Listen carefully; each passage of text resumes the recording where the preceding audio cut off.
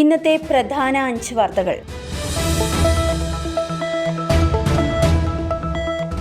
സൗദിയിൽ വിദേശ സന്ദർശകർക്ക് ഇനി ബാങ്ക് അക്കൗണ്ടുകൾ തുറക്കാനാകും. സൗദി സെൻട്രൽ ബാങ്ക് പുതിയ നയം പ്രഖ്യാപിച്ചു. ആഭ്യന്തര മന്ത്രാലയം നൽകുന്ന സന്ദർശക ID ഉപയോഗിച്ച് അക്കൗണ്ടുകൾ തുറക്കാൻ സാധിക്കും. ഈ നീക്കം ബാങ്കിംഗ് നടപടികൾ ലളിതമാക്കാൻ ഉദ്ദേശിച്ചാണ്. പദ്ധതി സൗദിയുടെ വിഷൻ 2030 പദ്ധതിയുമായി യോജിക്കുന്നു. നവീകരിച്ച CM with me citizen connect centre തിരുവനന്തപുരത്ത് മുഖ്യമന്ത്രി പിണറായി വിജയൻ ഉദ്ഘാടനം ചെയ്തു. ആദ്യ ഫോൺ വിളി നടൻ ടൊവിനോ തോമസുമായി നടത്തി.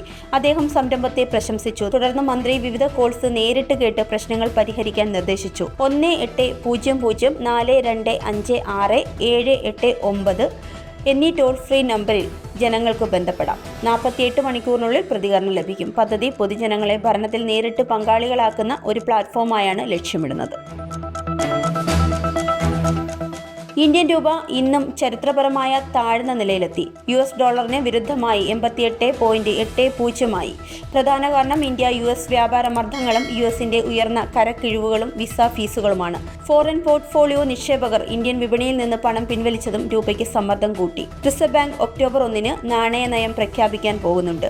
വിദഗ്ധർ പറയുന്നത് അടുത്ത കാലയളവിൽ തന്നെ രൂപയുടെ താഴ്ന്ന നില തുടരാൻ സാധ്യതയുണ്ട് എന്നാണ്.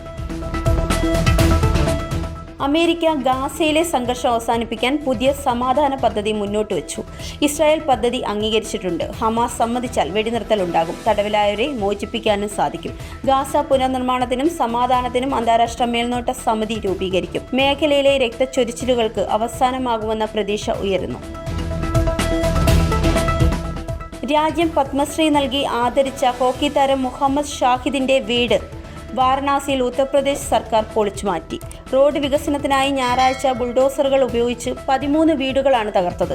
അധികാരികൾ നോട്ടീസ് നൽകി നഷ്ടപരിഹാരവും പ്രഖ്യാപിച്ചിട്ടുണ്ട്. എന്നാൽ അദ്ദേഹത്തിന്റെ കുടുംബത്തിന് താമസിക്കാൻ സ്ഥലമില്ല ഇപ്പോൾ. ഷാഹിദ് 1980 മോസ്കോ ഒളിമ്പിക്സിൽ സ്വർണം നേടിയതിൽ മുഖ്യ പങ്കുവഹിച്ച വ്യക്തിയാണ്. 2016 ജൂലൈ 20 അദ്ദേഹം അന്തരിച്ചത്. Zag news Thiruvananthapuram. നേരിന്റെ വാർത്തകൾ നിങ്ങളുടെ വിരൽത്തുമ്പിലെത്താനായി സാഗ് ന്യൂസ് ചാനൽ സബ്സ്ക്രൈബ് ചെയ്തും ഷെയർ ചെയ്തും ഒരു ശരിയായ മാധ്യമ നിലപാടിനൊപ്പം നിൽക്കാൻ ഞങ്ങൾ നിങ്ങളെ ക്ഷണിക്കുന്നു.